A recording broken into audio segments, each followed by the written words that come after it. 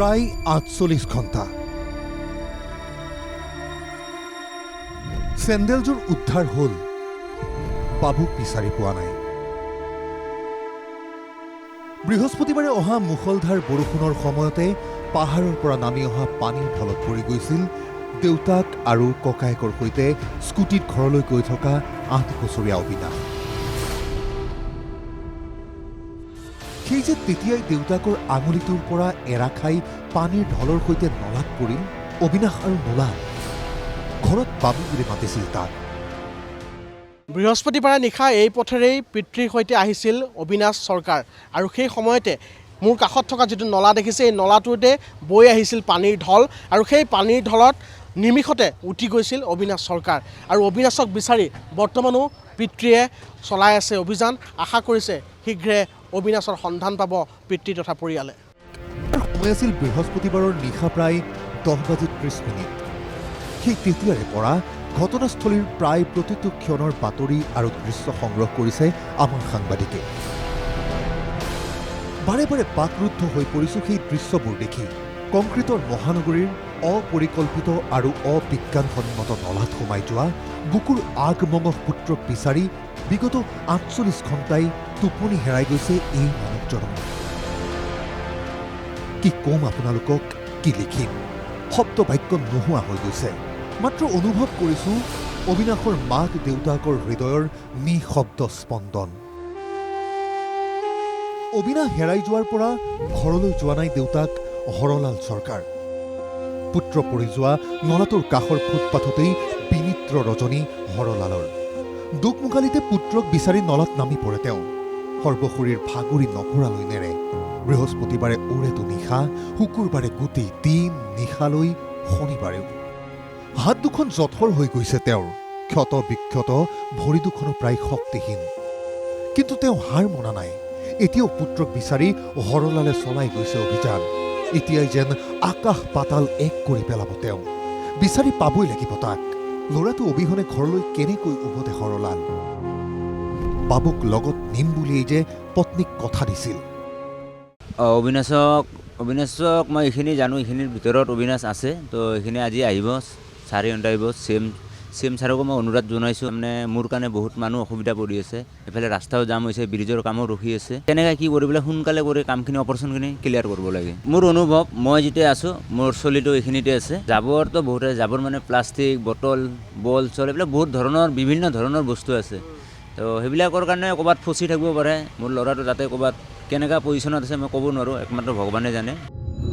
আৰু মাক 9 মাহে অবিনাশক গৰ্ভত ৰাখি জন্মৰ পিছত তাৰ হাঁহি কান্দোন আবদাৰবোৰকে সংগ কৰি মাকে ডাঙৰ কৰিছিল তাক।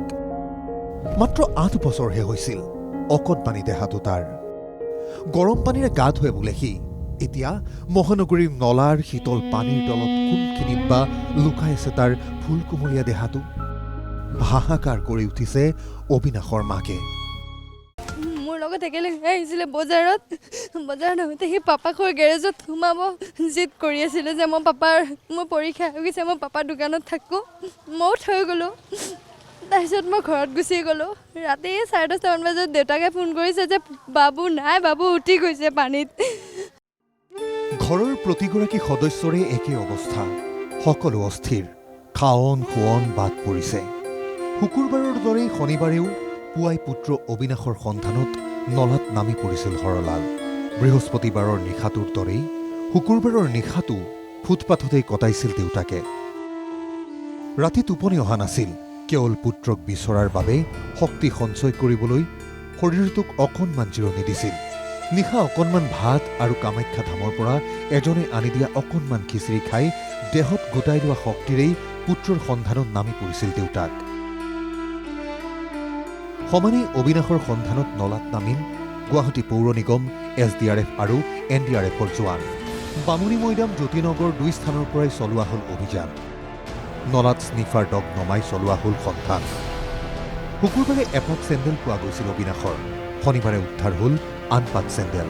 দিনৰ প্ৰায় 1 বজাত এটা অস্বাভাৱিক গোন্ধৰ উৎস বিচাৰি চানমাৰিতো চলোৱা হ'ল অভিযান। নলাৰ পানী সিঁচি পেলোৱা হ'ল। কিন্তু নাই, অবিনাশৰ সন্ধান নোলাল। লাহে লাহে ঘটনাস্থলীত বৃদ্ধি হ'ল উৎসুক লোকৰ সমাগম প্ৰশাসন পৌৰ নিগমৰ বিৰুদ্ধে ক্ষোভ জনতাৰ এটাই সকাহ দিয়ক যিটো ঘটনা ঘটি গৈছে অন্ততঃ গাৰ্জেনক অলপ সকাহ দি সন্তানটোক উলিয়াই দিয়ক আপোনালোকক মই সেইটোৱে গভৰ্ণমেণ্টক অনুৰোধ জনাইছোঁ আমিও তাকে কামনা কৰি আছোঁ ঈশ্বৰৰ ওচৰত ওপৰৱালাৰ ওচৰত যে ল'ৰাটো যেনি আছে তেনি পালে আৰু ঘৰৰ পৰিয়ালটো শান্তি হয় মোৰ হিচাপত তাৰে যোনখিনিত ঘটনাটো ঘটিছে তাৰে পৰা আপোনালোকে 300-400 মিটাৰৰ ভিতৰতে ভালকৈ যদি অভিযান কৰে তেতিয়াহ'লে পোৱাৰ এটা চান্স আছে দিনত ঘটনাস্থলীলৈ যোৱাৰ কথা আছিল মুখ্যমন্ত্ৰী কাজেই উদ্ধাৰ কাৰ্য অধিক ত্বৰান্বিত হ'ল খাকী পোছাকধাৰীৰো অধিক সমাগম ঘটিল হাতৰ লাঠিৰে নলাৰ কাষৰ হাবি পৰিষ্কাৰত ব্যস্ত হৈ পৰিল আৰক্ষী নলাত নামি অবিনাশক বিচৰাৰ বৃথা চেষ্টা চানমাৰি এচিপিৰ ঘটনাস্থলীত উপস্থিত হৈ অবিনাশৰ দেউতাকৰ মৰ্ম বেদনা উপলব্ধি কৰাৰ চেষ্টা কংগ্ৰেছ নেত্ৰী মীৰা বৰঠাকুৰৰ কংগ্ৰেছ নেত্ৰীৰ প্ৰশ্ন আৰু কিমানৰ প্ৰাণ গ'লে শিক্ষা ল'ব চৰকাৰে মুখ্যমন্ত্ৰীয়ে ক'ব বিচাৰে যে ভাৰতৰ উন্নত 5খন ৰাজ্যৰ ভিতৰত অসমক লৈ যাব নমুনাবিলাক চাওক এইটো প্ৰথম এটা ল'ৰা ঢুকোৱা নাই ন লিটিল ফ্লাৱাৰ স্কুলৰ আগত এগৰাকী ছোৱালী ঢুকাইছিলে নুনমাটিত এজন সফল ডেকা ল'ৰা গাঁতত পৰি ঢুকাইছে আজি এইটো ঘটনা হৈছে এনেকৈ কিমানজন মানুহৰ মৃত্যু হ'লে তেওঁলোকে উন্নয়ন কৰিব কালি বোলে কোনোবা এগৰাকীয়ে কৈছে উন্নয়ন হ'বলৈ হ'লে এনেকুৱা কষ্ট কৰিব লাগিব তেওঁৰ ল'ৰাটো গ'লে তেওঁ পাৰিব নেকি সহ্য কৰিব এয়াই উন্নয়ন নেকি উন্নয়নত মানুহৰ জীৱন দিব লাগিব নেকি মানুহ আহিছে গৈছে হুমুনিয়াহ কাঢ়িছে দেউতাকক সান্তনা দিছে বিচৰাই বিচাৰি আছে কিন্তু নাই অবিনাশৰ ফুল কুমলীয়া দেহাটোৰ সন্ধান এতিয়ালৈ পোৱা নাই কোনেও এটা কথা ঠিক অবিনাশৰ সন্ধান ওলাব আজি নহ'লে কাইলৈ নহ'লে পৰহিলৈ কিন্তু অবিনাশৰ দেহটোহে পোৱা যাব জীৱিত অৱস্থাত অবিনাশ আৰু কেতিয়াও উভতি নাহে অবিনাশৰ এই অপমৃত্যুৰ দায়িত্ব কোনে ল'ব